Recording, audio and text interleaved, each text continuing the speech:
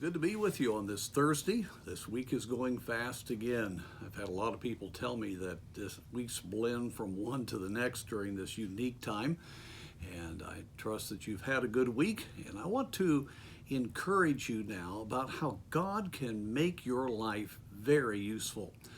It came to mind yesterday when I was thinking about this time together, the fact that the Apostle Paul was quarantined in a major way.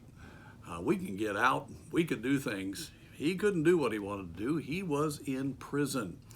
And yet, that did not stop him from accomplishing the Great Commission. I'm always thrilled when I read Philippians chapter 1 and verse 12. I'd like to share with you here today. But I would ye should understand, brethren, that the things which happened unto me, speaking of his imprisonment, have fallen out rather unto the furtherance of the gospel. Then he goes down to verse 14, and many of the brethren in the Lord, waxing confident by my bonds, are much more bold to speak the word without fear. Isn't that amazing? Here he is in a Roman prison, right there under Nero, and yet he can say with joy that what has happened to him has actually advanced the gospel through his individual witness, and that has encouraged people all over the New Testament world. And so as we think of his time there in prison, we find out that imperial guards and those that were overseeing his imprisonment had gotten saved.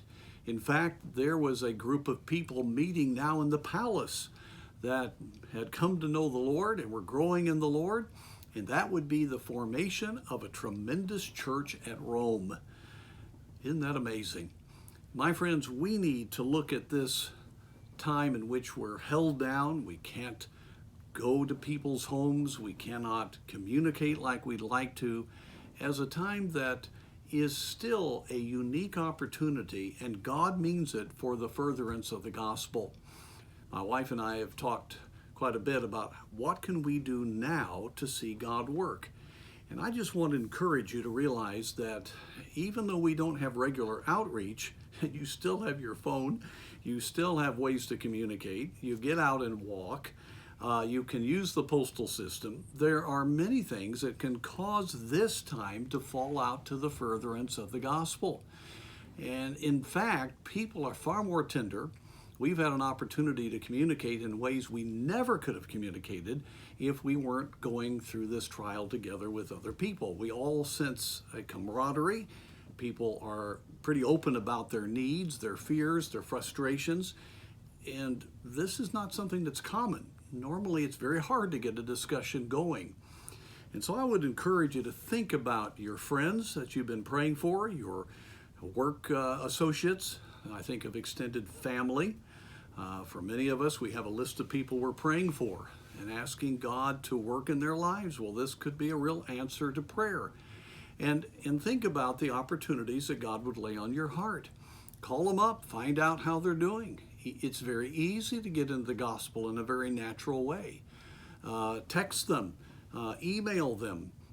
It's a great opportunity through email to forward good material and let folks know about things that films and other gospel material that is out there in various places that they could watch.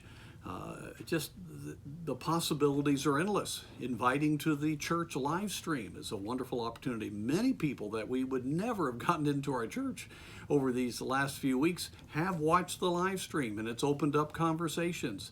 And that is another great way to do it. Mail tracts and mail books to people. It shows a lot of care for you to take the time and put the postage in and to send that material to them. But I would love for us at the end of this time to say, you know, that was a limiting time. I'm glad it's over, but that really was a time of the furtherance of the gospel. I got to talk to people that were connected to my Bible study I never could have talked to.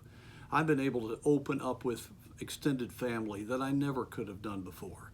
I have seen opportunities to witness. I have given more material. I have had people connect in with gospel opportunities in a greater way than could have happened if this trial had not come about. Now, friends, that really is true. God knows what he's doing. And every one of us have people that he is ready to use us to engage with the gospel, to give them the gospel, to encourage them, to pray for them. You've been praying for them. Well, let's believe that God can do great things. So I want to encourage you here as we finish our little time together just to make a decision in your heart. Even today, I am going to be encouraged. I'm not going to be focused on all my problems.